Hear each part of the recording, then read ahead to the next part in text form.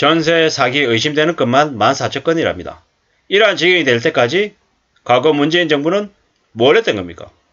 저렇게 온갖 사기와 협작과 쓰레기 같은 짓거리들이 벌어지면서 많은 국민들이 신음하고 충격에 쓰러졌지만 문재인 정부는 아무 짓거리 하지 않았습니다. 사실상 저 전세 사기 그리고 부동산 관련한 사기극들이 죄송합니다.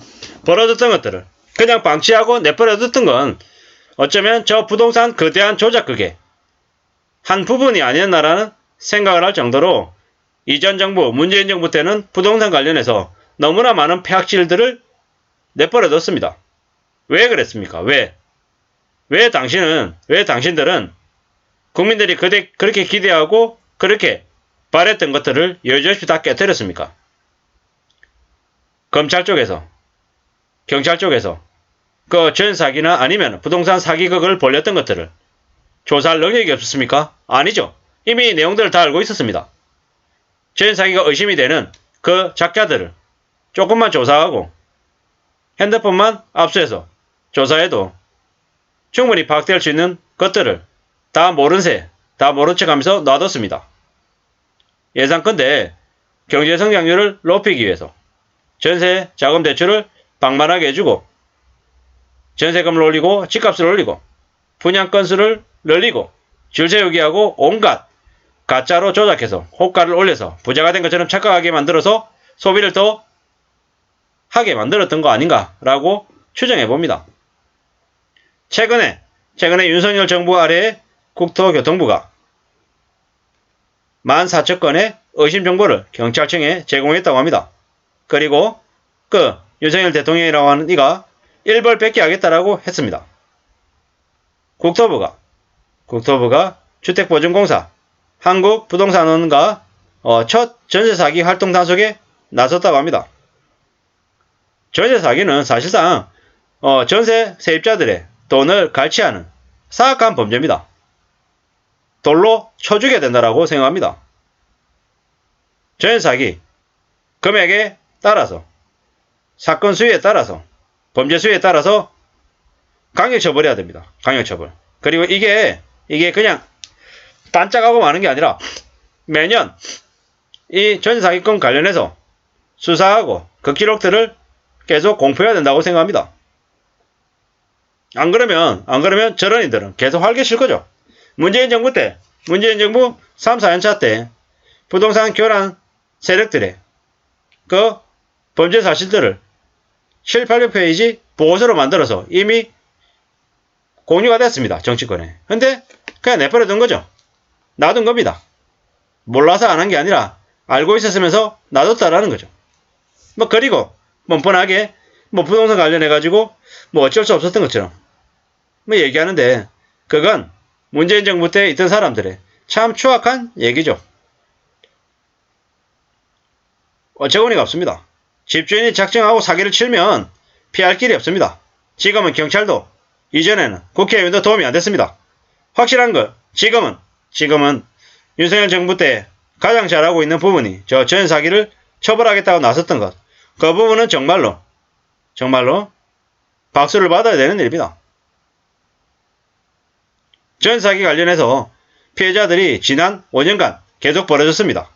문재인 정부에서 그 관련해서 뭘 했습니까? 정말 혼나야 되는 얘기인 거죠. 다큐가 나오고 뉴스가 나오고 별짓거리 다 했지만 내버려뒀죠. 작년 이맘때요. 2030들 시민 몇 명이 재판 법정에 섰습니다. 그들은 원룸 전세사기 26억 원의 피해자였던 거죠. 계약할 때 선순위 보증금이 더 많았던 사기였습니다. 전체 피해자가 120명이 넘었어요. 재판을 마치고 나오는 때 그 다큐에 나오는 피의자는 사기 혐의를 인정하지 않았습니다.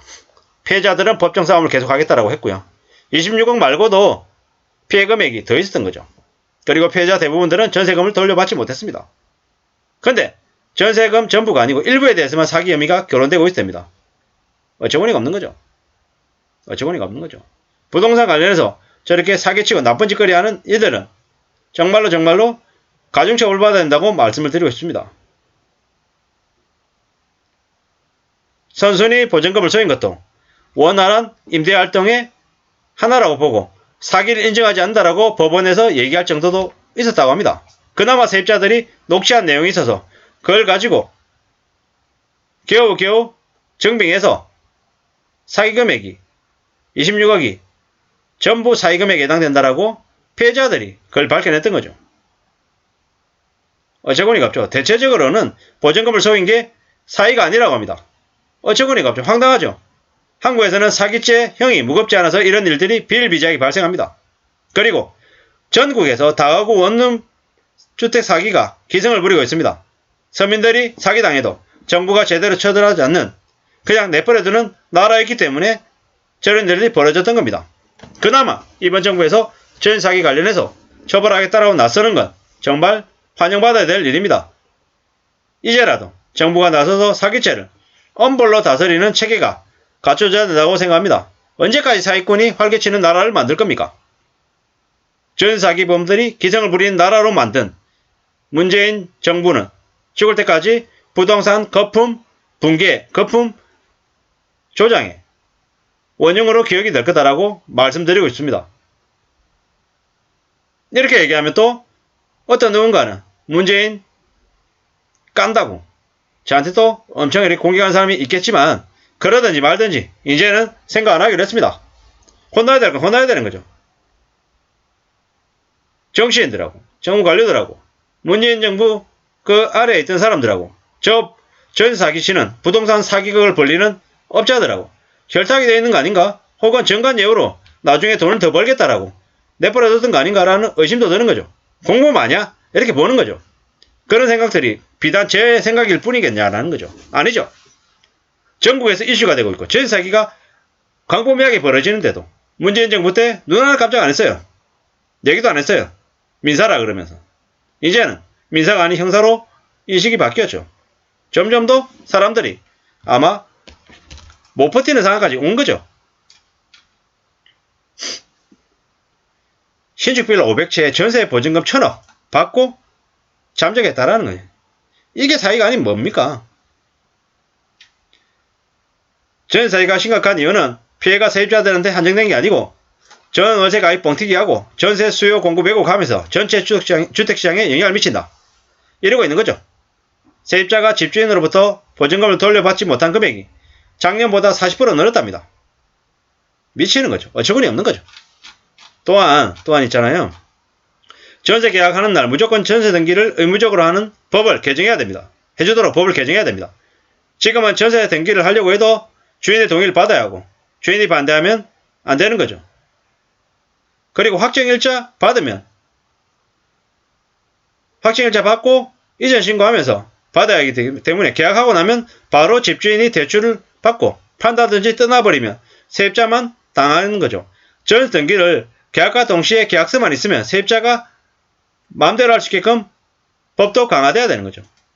다음날이 아니라 계약하는 그날 바로 확정일자 받을 수 있게끔 만들어야 된다는 거죠. 그 어느 것보다도 전세 세입자가 전세 계약하고 난 이후에 확정일자를 최우선으로 적용받는 걸로 바뀌어야 된다는 거죠. 경찰이 그동안 뭐 했습니까?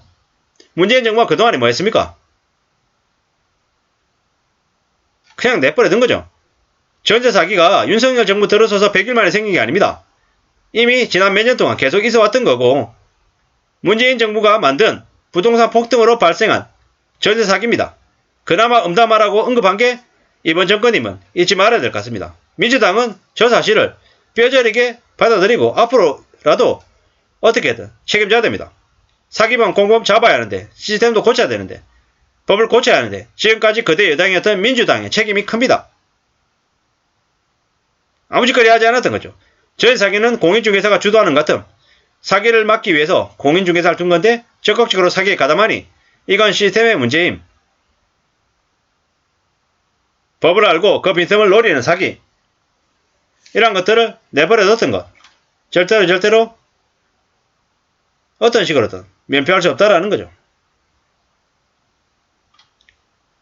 사기당한 사람들 전부 다 문재인, 김현미 고소해야 된다고 얘기할 정도입니다. 이게 지금 현재 사람들의 인식임을 우리는 잊지 말아야 되겠습니다. 부동산으로 남의 눈에 피눈물 나게 하는 사기치는 이들은 전부 다 깜빵 가야 됩니다. 오래오래 강력 처벌 받아야 됨을 말씀드립니다. 이상입니다.